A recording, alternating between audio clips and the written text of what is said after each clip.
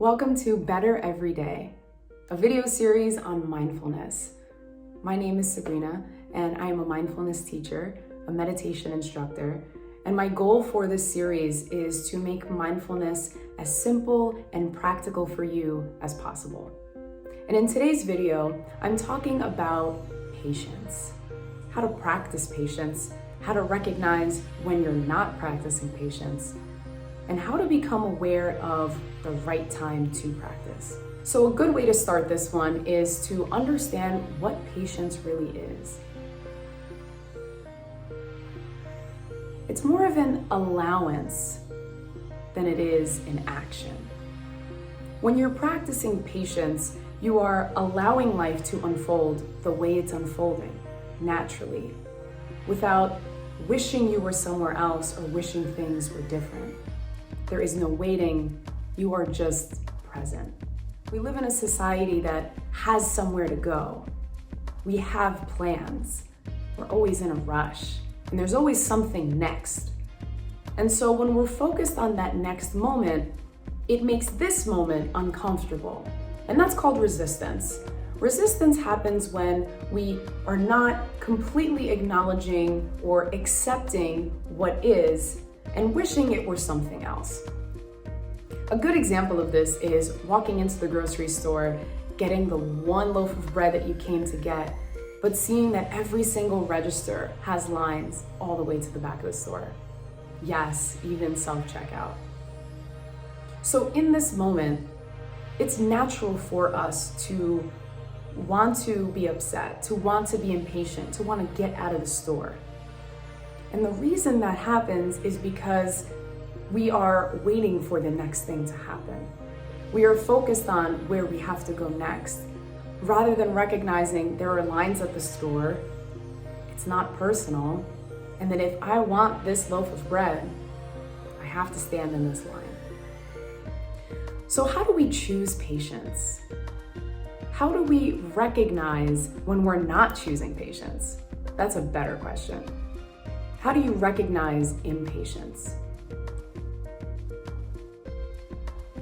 Impatience is a reaction to plans that you had in your mind not going your way. It happens. We all react.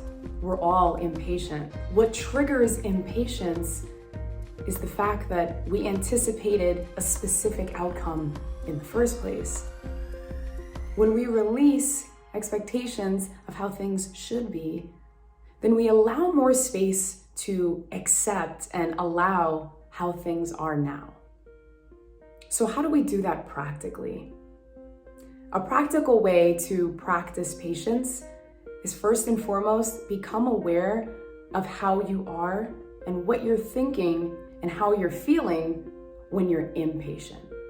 What are the stories that you're telling yourself when you're feeling impatient?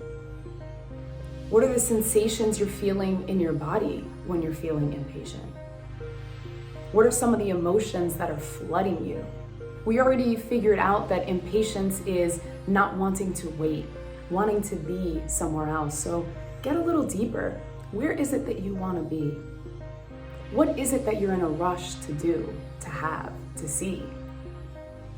And when we recognize these things, not from a place of wanting to change them, but just from a place of observation, then we're able to open up our minds a little bit, soften up, not expect so much from the moment, but rather just observe it.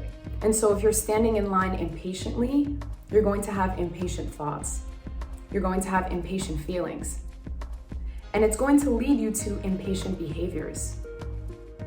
And most of us will not really become aware of that until it's balled up and kind of gathered a lot of momentum and carried on throughout our day. Think about how one choice you can make can carry throughout the rest of the day and make you see things differently, make you feel things more intensely. If I can be aware of how it's making me feel, then I can be aware that there's another choice to make. In a moment where you wish to be somewhere else, in a moment where you don't want to wait, and you are allowing those expectations to kind of get the best of you, you've got two options. You can choose impatience.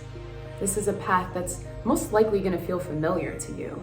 It's going to feel normal to want to be somewhere that you're not yet. It's going to feel normal to want to shorten the distance of point A and point B and just get what you want done. Now you can choose this path. You can choose to continue those patterns of impatiently waiting. Or you can recognize that you have another choice, and that's to practice patience. And that's not to say that it's going to be easy. Both impatience and patience, both of these paths have discomforts along the way and obstacles for you to face. And that's why it's called a practice. Because if you practice patience, it doesn't mean that you're suddenly okay with being where you are. It doesn't mean that you suddenly got everything you wanted.